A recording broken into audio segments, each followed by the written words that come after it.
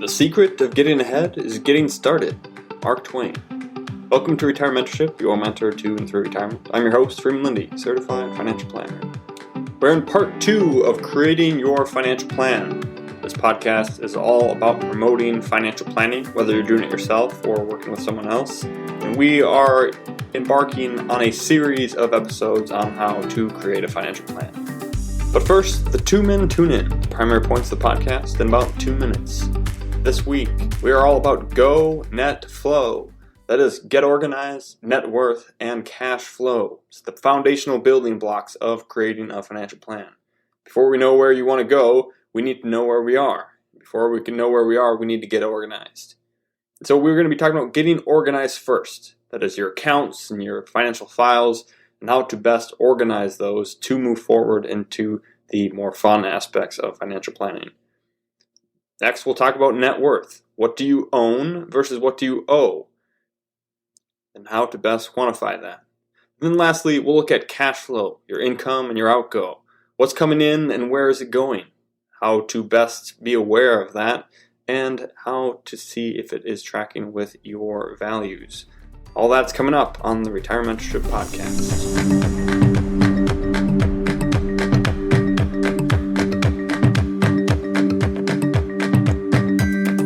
Creating your financial plan, part 2.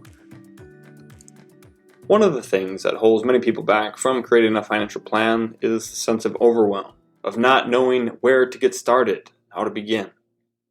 Today, we're going to get very practical, down to the nitty-gritty of how to start creating your financial plan. It starts by first knowing where you are. We can't decide where we want to go if we don't first know where we are. We need the point A before we can determine point B. And before we know where point A is, we need to get organized. So today, we are all about go, net, flow. Getting organized, your net worth, and your cash flow. Look at each individually and get really practical about how to start gathering these and thinking about these important pieces of the financial plan. Let's jump right into it. Step number 1 in creating your financial plan is to get organized. If you are ever working with a financial planner, they'll often give you a checklist of items that they need to look at in order to put together a financial plan for you. Some people find this exercise very easy because they are already quite organized, and other people find it to be a tremendous headache because all of their items and files are everywhere and they don't have a system for keeping it straight. Or perhaps they do have a system, but using it is so difficult that they abandon it in favor of ignorance is bliss. So, whether you find a financial planner to work with yourself or are creating your own financial plan, you will need to get organized. If we are going to complete this step, we need to make it as easy as possible. Part of what keeps so many people from being on top of their finances is they don't have good systems in place to make it easy to stay on top of their finances. There are many great tools and softwares out there that can help with this, but the range of softwares and the range of items that we could use to help us can also become overwhelming. It's like shopping at Woodman's or a super mega grocery store. It's nice to have options, but sometimes there are so many options we don't know where to begin. And we instead go to an Aldi or a small grocery store where the options may be limited, but at least we can find exactly what we want very quickly. So today I'm going to give you exactly what I think you should do based on my personal experience and my experience working with many clients in my financial planning practice. Let's get practical. When getting organized, you will need to organize all of your banking accounts, your retirement and investment accounts, your insurances, your taxes, your estate documents, and your employer benefits and documents. Let me say that again. You need bank accounts, retirement and investment accounts, insurances, taxes, estate planning documents, and employer benefits and documents. One of the best and easiest ways to bring together all of the various accounts that you have is to use an account aggregator. Rather than having to log into each account every time you want to check on the balance or see where you're at, you can use these softwares called account aggregators that can link up with all your different investment accounts and bank accounts and show you in one place where you're at across all of your accounts. I highly recommend doing this, as the continual process of having to log into each account individually makes a lot of work and makes you very unlikely to actually do this. There are lots of account aggregators out there, such as mint.com and others, some of which you have to pay for and others of which are free to use, but are free because they are ad supported. This means they are using your data to show you ads for services and credit cards and other types of products that are likely things you should avoid. I personally don't like to use ad-supported softwares for my financial information because I just don't need ad agencies knowing that much about me. You are of course welcome to Google different account aggregators and find the one you like best, but in the interest of making this simple and direct, I'm going to tell you what I think you should use. The software we use in our financial planning practice is called Right Capital. It's a financial planning software that also allows you to aggregate accounts and track your spending. You can buy your own subscription to it if you'd like, but it is pretty pricey for a single user to use on their own. Instead, I invite you to use a link in the show notes of this episode that will bring you to a portal where you can register for Right Capital. The thing I like about Right Capital is that it is very user-friendly. It's got an app as well for your phone that's dedicated, and it is not ad-supported at all, meaning that your information is not getting sold to all sorts of different companies to market to you. You can aggregate all your accounts from your banking to your retirement to your investment accounts, as well as your insurances, and it will keep tabs on your general tax information. Setting it up is easy to do, and you can make it pretty general, so you can get just a wide snapshot of where you are, or get very specific and link every single account that you have. This allows you to, at a glance, see exactly where you're at with all of your different accounts and keep tabs on them quite easily. Again, there'll be a link in the show notes of this episode, or if you go to retirementorship.com/25, that's the digits 25, retirementorship.com/25, you'll find links in there to use Right Capital. It's a fast, easy, and free, without ads, way for you to aggregate all your accounts and get your accounts organized. And then, instead of having to log into each account in the future to see where you're at, you can do one login with two-factor authentication for extra security if you'd like, to see all of your accounts all in one place. Get organized and stay organized. I've used a lot of different softwares and a lot of different financial planning softwares as well, and I really like Right Capital for this purpose. The other piece of getting organized for creating your financial plan is to organize all of your files. You probably know that there are a lot of financial planning files that you will run into, from the different statements that you'll get from accounts, to employment paperwork, to tax paperwork. The pages and documents and files you get seem to be endless. I'm a big proponent of going digital. Keeping all your files digitally eliminates the need to keep files and folders and paper and big filing cabinets and a lot of weight that you will never use. Plus, when you need to find files in the future, it's much easier to search in a digital file storage than it is to rummage around through all of your hard copies of files. Of course, if you're going digital, you'll want to make sure that it covers two bases. One, that is secure. It has to be secure. If it's not secure, you're not going to want to use it. And then two, it has to be easy. If it's hard to get to your files, hard to save them, hard to upload new files and download old ones, it will not be used. So it needs to be secure and it needs to be easy. I've used lots of different file systems, from ones stored locally to different cloud file softwares. And the one that I think is best is OneDrive by Microsoft. There are lots of competitors to this, whether it be Dropbox or Box or Apple's iCloud, but I really think that OneDrive is the best software for this. And listen, I'm an Apple guy, I have an iPhone, a Mac, all of that, and I still think that OneDrive is the best. It beats out iCloud by a mile. It is the fastest and easiest to use, and it can be used across any kind of device, where some of the other ones are more limited. If you already have a Microsoft 365 account or a Windows computer, then you already have OneDrive built in. And if you're a Mac user like I am, it is easy to sign up. You can get a free OneDrive account with up to 5 gigabytes of storage, which is plenty if you're just trying to use it for financial documents and files. If you're trying to save all your videos and photos to it, it's not going to be enough, but for our purposes here, 5 gigabytes is plenty. And again, if you are a Microsoft 365 user, because you use Microsoft Word or Microsoft Excel, then you, I think, have up to a terabyte of space, which is absolutely a ton. There'll be a link in the show notes if you want to check it out, but the things that I like best about OneDrive is that, like some of the other ones, it's built into both your computer and into the web, meaning that you can save files directly to wherever you save files on your computer, but just select OneDrive as the location. Then it is saved both onto your computer, so if you don't have internet access, you still have access to your files, and also to the cloud, so you can pull those files up from anywhere, from any device, just by logging into their web application.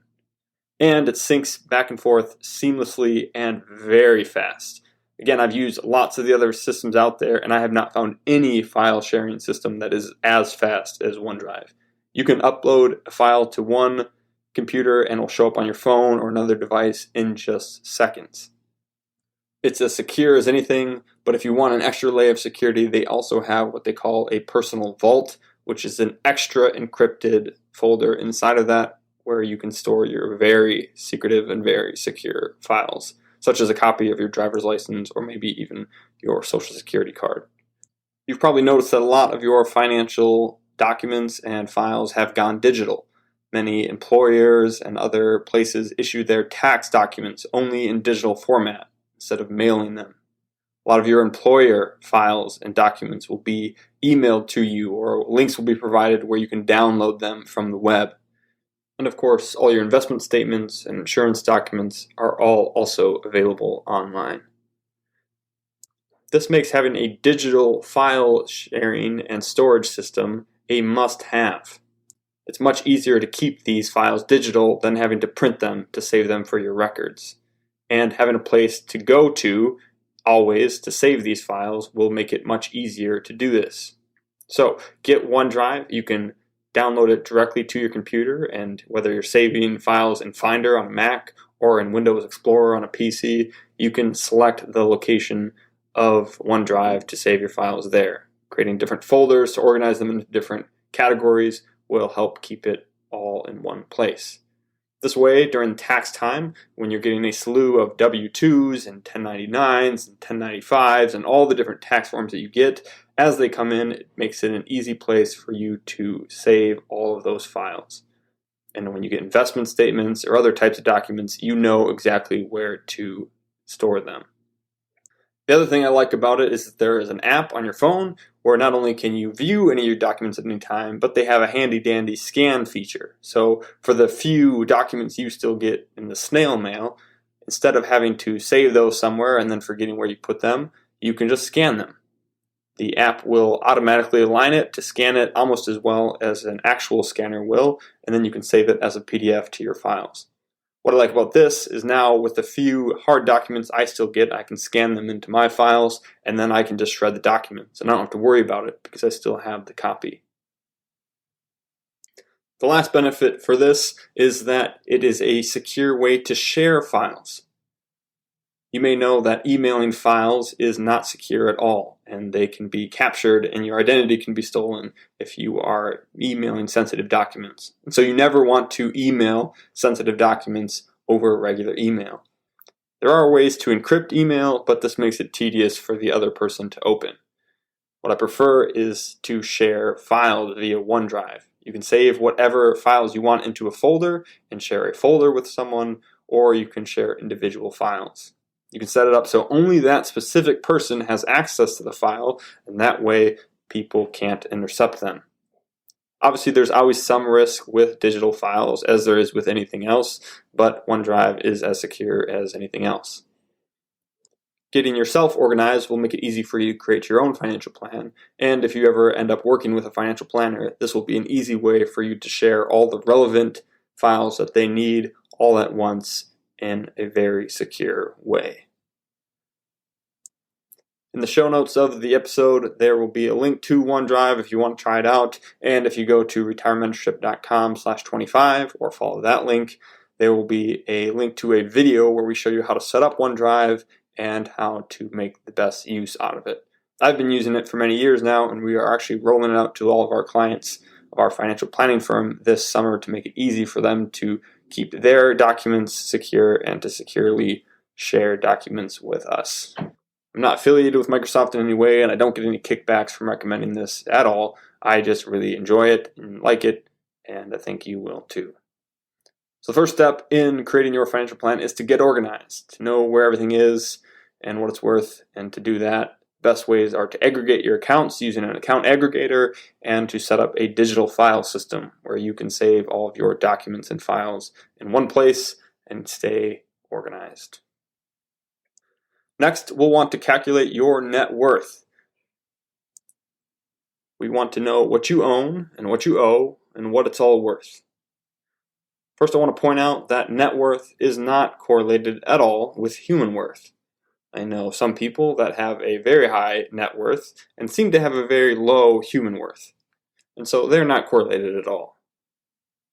Humans are very competitive and are fascinated with comparing ourselves to each other, and net worth seems to be an easy way to do that. It's hard to calculate exactly how strong people's friendships or relationships are, but it's very easy to compare net worths since it is a hard dollar figure. And so this step can be intimidating for a lot of people who feel like maybe they should have a higher net worth, or maybe they have a high net worth and they really don't want anyone to know about it. But there should be nothing holding you back from finding out your own net worth for yourself so you can create a financial plan. It's nothing to be ashamed of. It is what it is. We need to know what it is so that you can move forward and move it in the direction you want it to go. So to calculate your net worth, you need to add up everything that you owe and everything that you own. So everything you own are all your different accounts, your retirement accounts, your investment accounts, your banks, and then any real estate or other types of property that you own that have a value to them.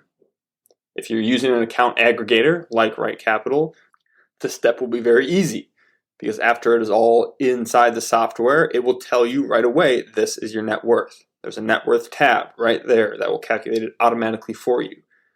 This again is the benefit of having an aggregator versus doing it all on paper, is that when you do it on paper, it is almost immediately out of date.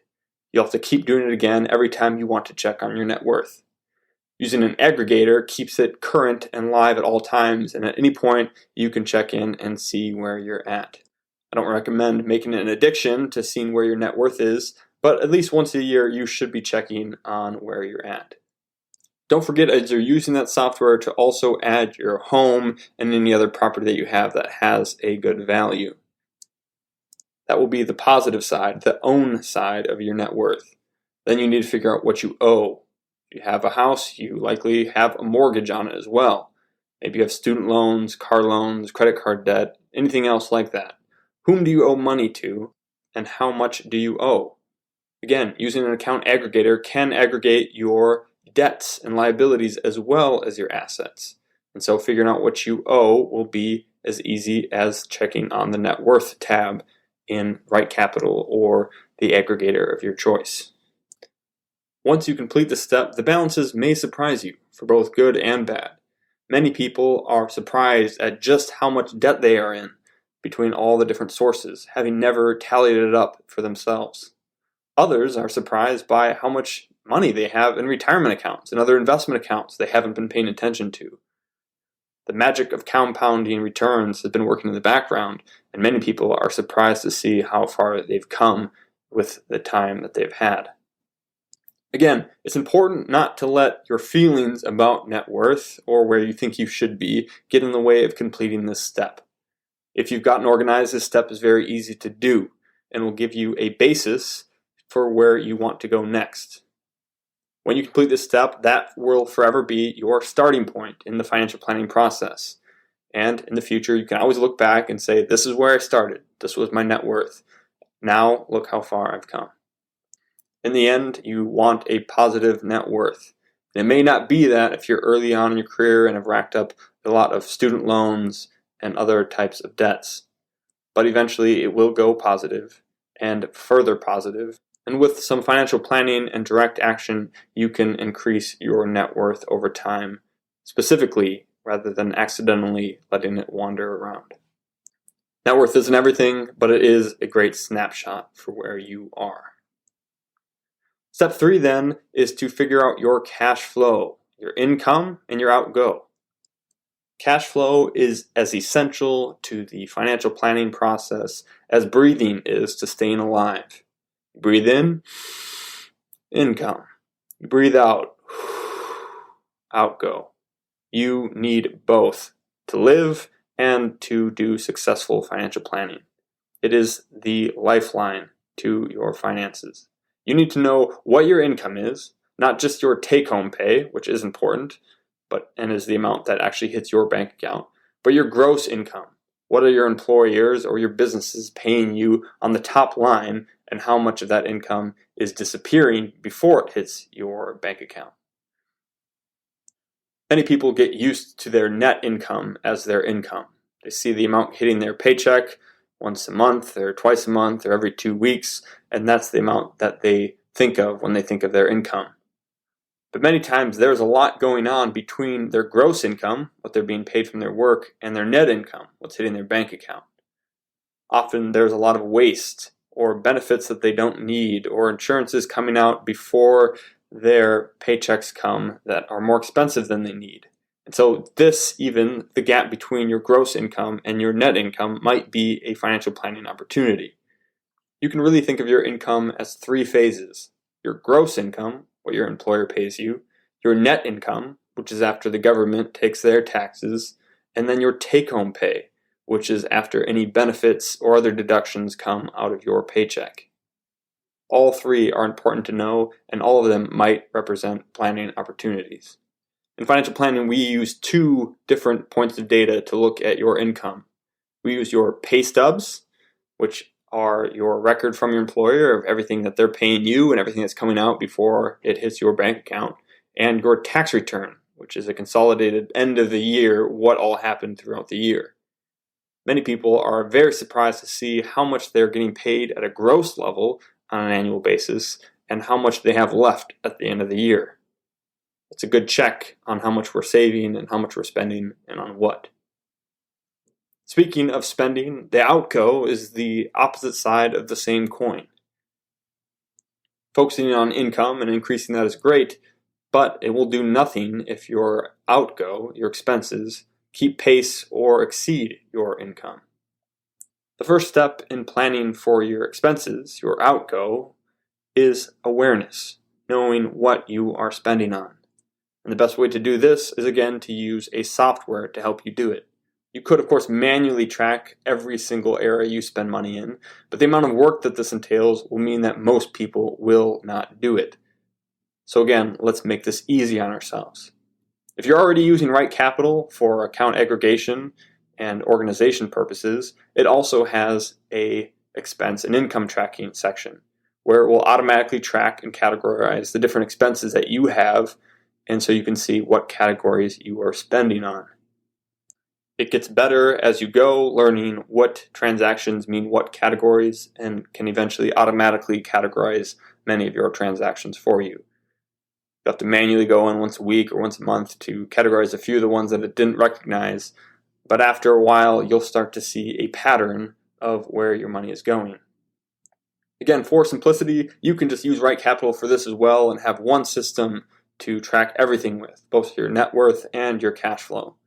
Personally, I use YNAB, which stands for You Need a Budget. I've been using it for about 8 years now, and I think it's the best cash flow and budgeting software out there. There'll be a link in it in the description, and I will say I do get a minor kickback for this if you use that link, which is to say that while it doesn't cost you anything more, I will get a free month if you end up signing on. There's a 34-day free trial, so you can try it out for a month before you commit, and then I believe it's a few bucks a month after that. I personally think the money is worth it, as I like it better than Right Capital's, but if you want to go simple and free, then use Right Capital's income and expense tracking functions. Again, the app will allow you to do this very easily. And so with this awareness, you'll want to then pay attention to where your money is going. How much of your income is going towards debt? It's hard to focus on the future when you're still paying for the past. And maybe the reason financial planning has always been a stumbling block for you is because you have too much money going out to debt. That may be the main financial planning opportunity for you, at least in the short term, is fixing that. What percentage of your income is going to lifestyle? Perhaps that Starbucks habit is costing you more than you thought. Here in the La Crosse area where I'm from, we have a great gas station chain called Quick Trip. And around here, that is most people's bane. They're not exactly sure how much they're spending there until they start seeing it in a tracking software. Another thing to note is how much of your income is fixed. That is, can it vary at all, or do you have so many payments and so much spoken for already that you have very little wiggle room in your budget because as soon as your money comes in, it is all already spoken for? And then lastly, what percentage of your income is saved? Of the total amount you're getting paid, that gross number, what percentage is going into your 401k and other savings? When you compare what you're saving to your debt and lifestyle, it may be eye-opening. Again, get rid of any feelings of shame or guilt around these areas. This is just for awareness, to see where we are so that we can move forward. Don't let this step be the reason you don't do the rest of financial planning. Do it to build the awareness. When you first sign up, whether it's for YNAB or Right Capital, go back and import all the transactions for the current month and categorize all of them. Then continue to categorize and track your transactions for the rest of the month and the next month. That way you have 2 full months of seeing all your income and where it all went. This is a great way to at least begin to see where you are at and where all your money is going. The last question to ask yourself is, does my cash flow align with my values? I say I value these things. Does my cash flow back it up? Jesus once said that where your treasure is, there your heart will be also. I believe that has 2 meanings. The first is that where you spend your money reveals what is truly valuable to you. So if you say that your relationships and your spouse is important to you, but your spending reveals that you almost never go on dates and spend almost no money on trips and fun memories with them, perhaps it is not as important as you thought. Or you say that certain causes and charities are very important to you, but your spending reveals that you give almost no money to the things that you claim on Facebook that you care about. Your spending will reveal your values. The other meaning, I believe, is that we can change what we value by putting money there. So perhaps you know you should value saving for retirement, but your spending reveals that you don't because you don't save nearly enough. You can increase your valuing of saving for retirement by simply starting. Or you can increase your valuing of your favorite charity or cause by actually giving money to it instead of spending it all yourself. I'm not here to tell you what you should value, only that you should examine what you're spending money on in relationship to what you claim that you value. It may be eye-opening. Before you create a financial plan, you need to go net flow. You need to get organized by gathering all of your accounts into an account aggregator or other software so you can see where you are at all times. You need to have a file system, preferably digital, that makes it easy and secure for you to collect all your different files and documents and access them whenever you need. Then we want to calculate your net worth. What do you own versus what do you owe? This will be a benchmark to measure back against in the future. And lastly, we want to look at your cash flow, your income and your outgo. How much money are you making and where is it really going? Only then can we start changing where that goes to build on your financial plan. One of the important things to note at the end is that we don't have really any recommendations at this step. Many people abandon the financial planning process because they get stuck after step 1. They get organized, they start tracking their cash flow, they think they need to fix that to get out of debt, to do all these things right away, and they never look at the other areas of financial planning. So for now, the homework is just to get organized, to learn your net worth, and to start tracking your cash flow. The recommendations will come at the end of the financial planning process. So if you're creating your own financial plan, then wait until the end before we start making recommendations on what to do with your cash flow. Stay tuned as we will roll out the other areas of financial planning and creating your own financial plan in the coming weeks. And then you can either create your financial plan or know what you should be expecting if you go with someone else to do it for you. If you have any questions, you can email us at questions@retirementorship.com. Remember to visit retirementorship.com/25 for the links to the various softwares and programs that we discussed in this episode. And we will see you on Friday for the action steps coming out of Go Net Flow. Thanks a lot, and we'll see you on Friday.